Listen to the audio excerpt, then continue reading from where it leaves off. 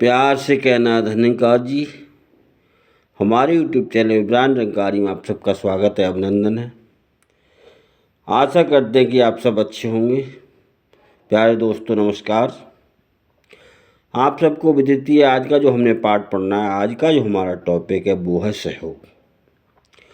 तो सहयोग का जो पर्यायवाची शब्द है सहयोग के, वो है मदद, सहायता,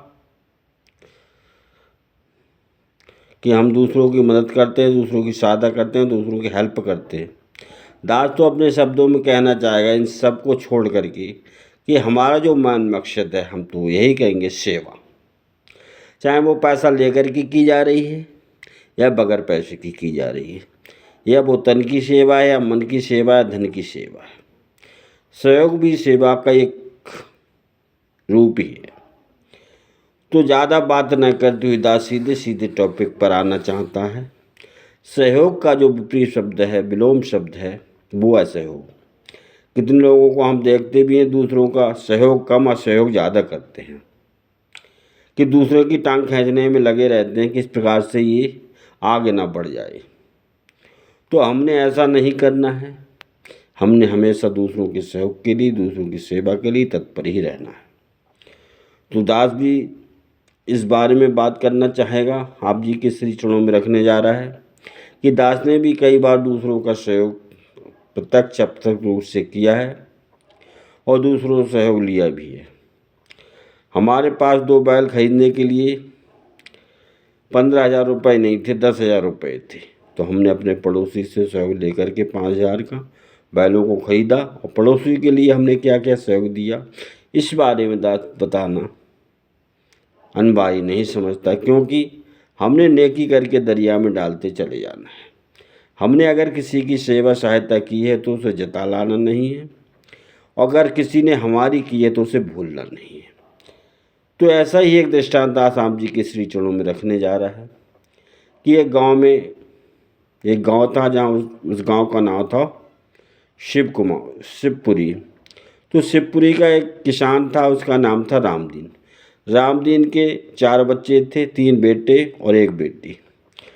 तो उसके 2 बड़े बेटों की शादी हो चुकी थी और उसके छोटे बेटे का नाम था उमेश और उसकी बेटी नाम थी राजकुमारी। तो 2 बच्चे उसके शादी को बाकी थे। तो वो सोचने लगा कि बड़े बेटे दोनों अलग हो चुके थे, अपने अपने परिवार को लेकर के अलग अपने काम धंधा करके अपना पालन पोषण कर रहे थे, मगर उनके अंदर बहुत सारे अवगुण भरे हुए थे। तो वो कमाते कमते खर्च अधिक करते थे। इसलिए अब उनका छोटा बेटा सोचने लगा उमेश कि मैं क्या करूं, तो अपने पिताजी का हाथ बटाने लगा।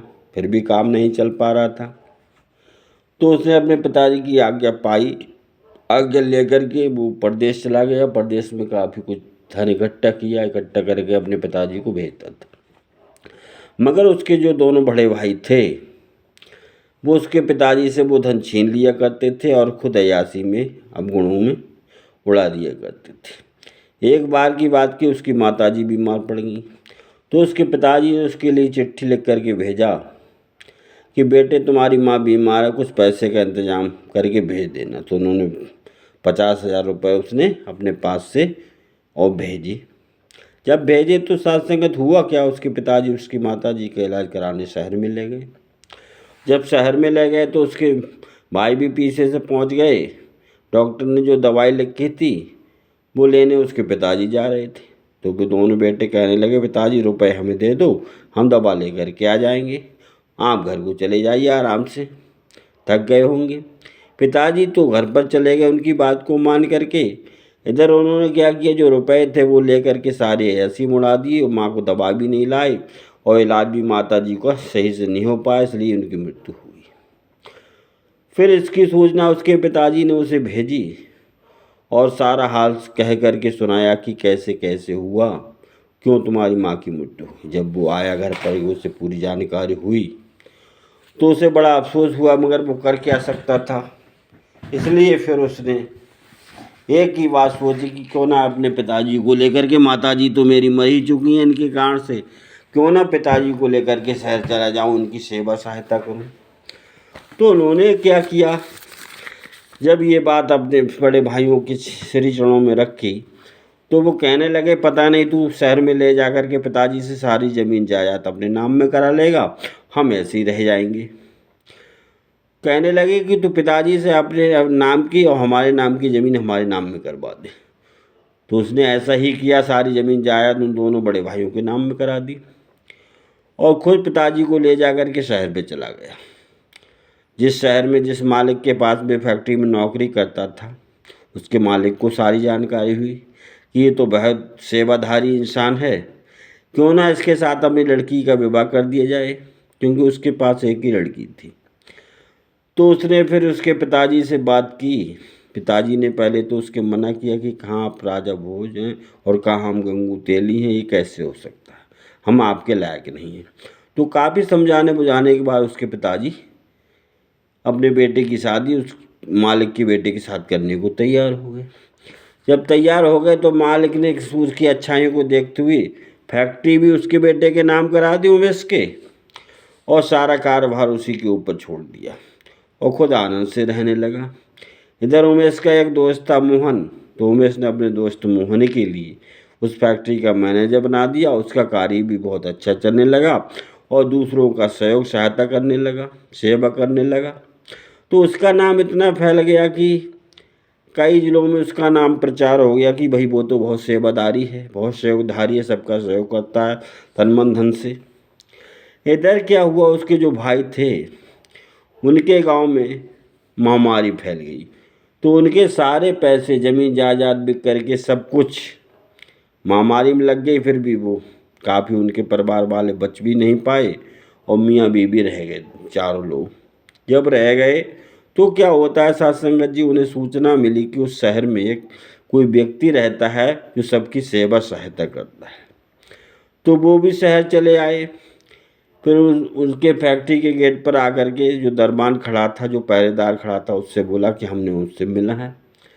जब उमेश बाहर निकल कर के आया, उमेश को उन दोनों भाइयों ने देखा तो उमेश ने फिर भी उनको गले लगा लिया और लगा करके उन्हें अपने साथ ले गया। उन्हें एक अच्छा सा मकान दिया रहने के लिए, उनकी पूरी सहायता की और उन्हें अपना फिर भी कोई दुराव नहीं माना और उनकी सेवा सहायता करता चला गया।